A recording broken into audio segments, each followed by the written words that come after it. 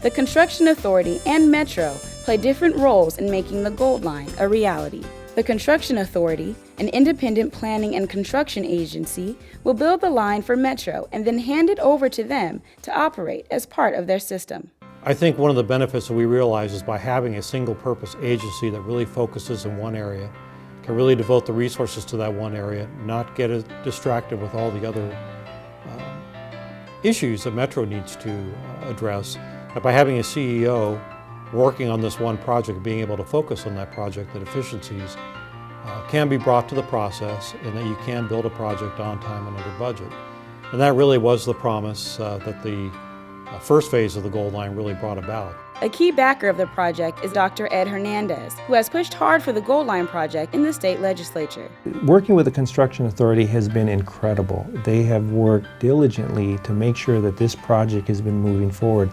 I think they have been the driving force to the whole thing. Supervisor Antonovich believes that the great success of the Construction Authority is due to the makeup of its board with local San Gabriel Valley officials. When you're a councilman from that district where that Gold Line construction is taking place, you're going to be attentive to all of the details.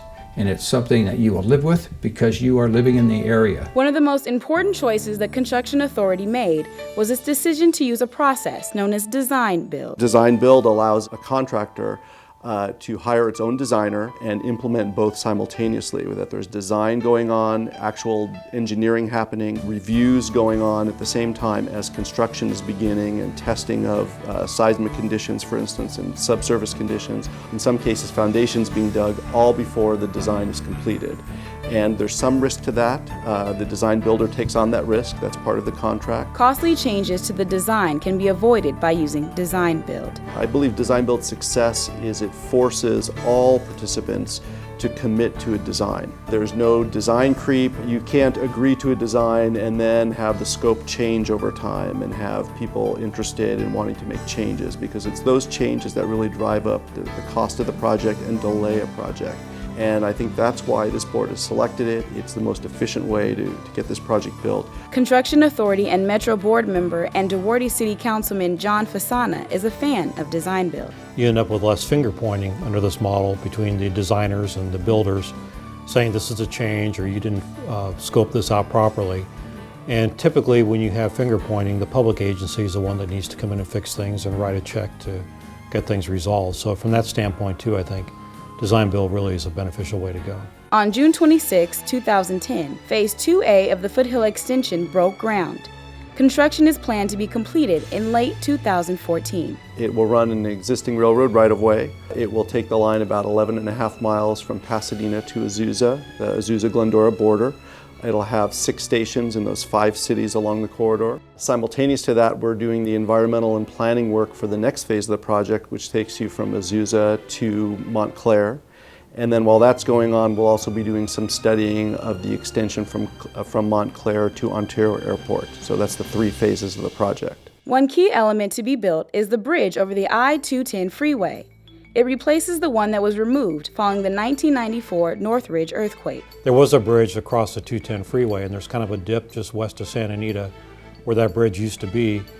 There were seismic concerns, and with the efforts to retrofit all the bridges throughout the region, I think it was determined by Caltrans that it was probably best to take that bridge down and set some funding aside for if and when the Gold Line would proceed further east. It is the first element of the Phase 2A project that will start construction. Artist Andrew Lester has already completed initial designs for the $18 million bridge. I think in this particular site, because you're coming down from the crest of the hill up here at 210, you see the bridge in the distance, and as you come down to go under the bridge rises up against the sky, and so there's an opportunity to have a dramatic kind of silhouette. This bridge, which will break ground just above us, will stretch across the 210 freeway, connecting the existing Sierra Madre Villa station with the future Arcadia station south of the freeway. Arcadia station is going to be at the intersection of 1st and Santa Clara. Originally the station was going to be on that side of the intersection, but fortunately the design standards changed and we were able to provide the station on this side of the intersection, which is the preferred side. This is the northwest side of the intersection. We're here at the site of the future Monrovia station. It's near the intersection of Myrtle and Doherty Road. Many of you may recognize the historic Monrovia Depot. It is one of three along the alignment, but it will not actually be the station for Monrovia. We will actually build a brand new platform very similar to the stations on the Pasadena Gold Line. But Monrovia does have plans for restoring the structure and incorporating it into their planned development for this whole block.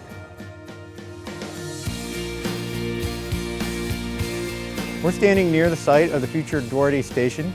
We are actually standing in the median of Doherty Road near the intersection of Doherty Road and Highland. The station is going to be conveniently located to the City of Hope Hospital. The station is actually going to be on the north side of Doherty Road. It will be a center platform. It's going to be between the two tracks, and it's going to have a west entrance and an east entrance. The west entrance will provide very convenient access to the City of Hope, and the east entrance will provide convenient access to commercial business and light industrial businesses to the east. Hi, we're standing near the future site of the Irwindale station. The station will actually be located in that direction. It is a side platform station, and it will be located in Irwindale. Irwindale is a very large employer. They have quite a few businesses, such as Miller Brewery, just to the west of us. This station is primarily a commuter station. It has a large 350 space parking facility. It is conveniently located, as you can see, to the 605 I-210 interchange. There are two stations in Azusa. This is the downtown station. It's going to be located just north of the intersection of Azusa and Foothill. It's located in the downtown area. There's quite a bit of redevelopment that's going on. This site here is near completion. We're at the Azusa Citrus station. It is the terminus for Phase 2A. It is located just north of the current termination of Citrus Avenue. It's in very close proximity to Citrus College and Azusa Pacific University, which is just west of here. In this area, you'll notice there is a development going on. This is the Rosedale development. It's a very large development. It's one of the largest in the state of California. It is an all-inclusive community. It's going to have a school, a fire department, very large number of homes will be placed here. There'll be parks.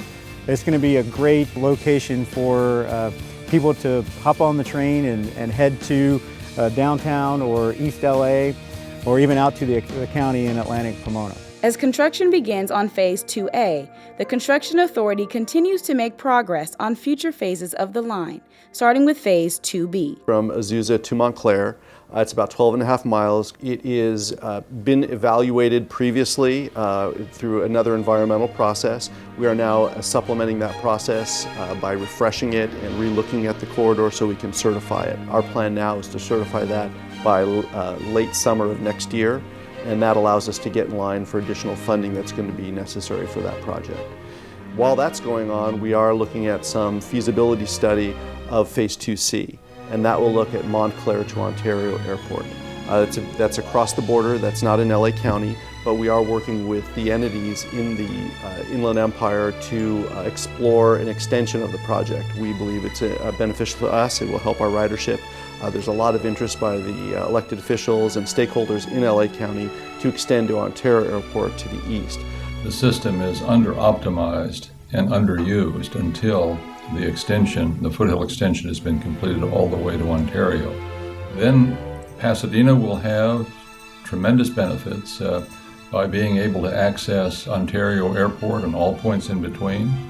We want to get to Claremont so that we can then work with Sandbag, which is the San Bernardino Transportation Agency, to have a rail stop to the Ontario Airport to help meet our regional air transit needs and to make it easier for people to travel to Ontario Airport instead of being forced to go down to LAX, which is a very terrible drive again creating congestion and pollution when we could very conveniently go to Ontario. Activity centers located along the line include downtown Los Angeles and Pasadena, historic downtowns from Monrovia to Claremont, more than a dozen institutions of higher education and research within a half-mile of the line, hospitals including the City of Hope, LA Ontario International Airport, and more. There's over a dozen universities that are along the alignment, all that have a student base that mostly are commuters. And I think there's growing recognition as construction approaches, much more awareness in the community than there was even 5 years ago. I think it's about time. It's long overdue, and I'm glad it's finally coming out. I can't wait for it to happen because I work at the City of Hope, so it would extend just to right out front. I think it's a great idea. A lot of the people that do ride it, because I do talk with the people on the train, are from Arcadia and Duarte, and they'd like to be a little closer, park their car a little closer, cut down on the mileage. Eventually, we will get there. We'll have to keep going in that direction and not let anything hold us back, because that's where it's at. That's the future.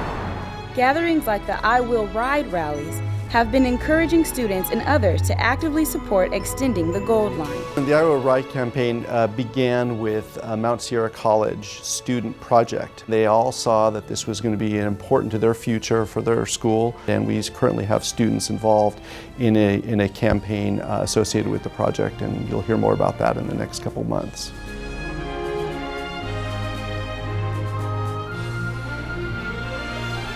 I think the Foothill extension between Pasadena and Ontario makes a significant contribution to recapturing the American dream, the California dream, and offer quality of life for the people of Southern California.